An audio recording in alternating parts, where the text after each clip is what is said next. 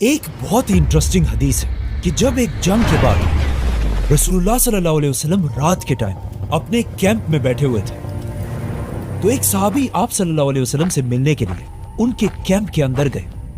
तो आप सल्लल्लाहु अलैहि वसल्लम ने उसे अपने पास बिठाया और उसे फ्यूचर के बारे में एक बहुत ही इंपॉर्टेंट बात बताई कि मुझसे क़यामत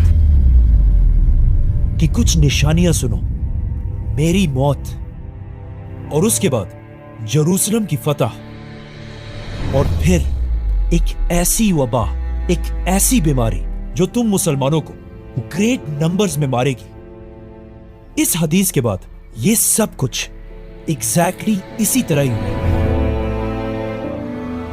इस हदीस के कुछ ही अरसे बाद आप सल्लल्लाहु अलैहि वसल्लम इस दुनिया से चले गए और उनकी वफात के बाद कुछ ही सालों में मुसलमानों ने उमर बिन खत्ताब की लीडरशिप में ये सारे इलाके फतह कर लिए।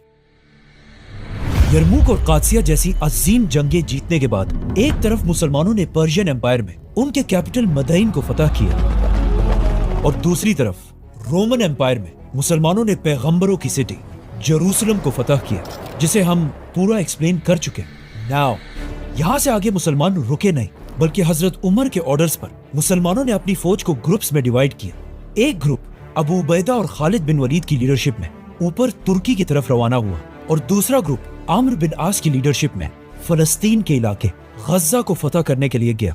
यस, वही गजा जहां पर आज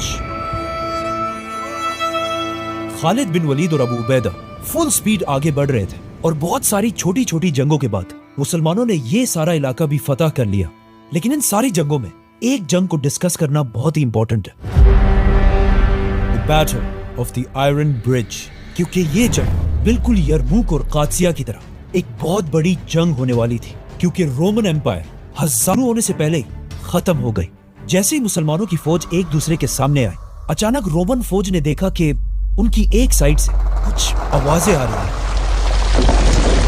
जब रोमन फौज ने थोड़ा गौर से देखा तो एक दूसरी फौज फुल स्पीड इनकी तरफ बढ़ रही थी। एंड ऑफ कोर्स ये फौज कौन लीड कर रहा था? खालिद बिन वलीद। आज तक इस बात का पता नहीं चला कि खालिद बिन वलीद ने कब और कैसे इस दरिया को क्रॉस किया था, लेकिन अचानक जंग से पहले ही खालिद बिन वलीद ने वहां पहुंचकर इस रोमन फौज को क्रश कर दिया और रोमन्स एक बार फिर ये जंग छोड़कर भाग गए। और इस तरह ये इतनी बड़ी जंग शुरू होने से पहले ही खत्म हो गई। ये जंग सीरिया में मुसलमानों की आखिरी जंग थी और इस जंग के बाद मुसलमानों ने हमेशा के लिए पूरे शाम को फतह कर लिया। अब मुसलमानों की खिलाफत का कंट्रोल सीरिया, फलस्तीन, जॉर्डन और लेबनान तक फैल चुका था।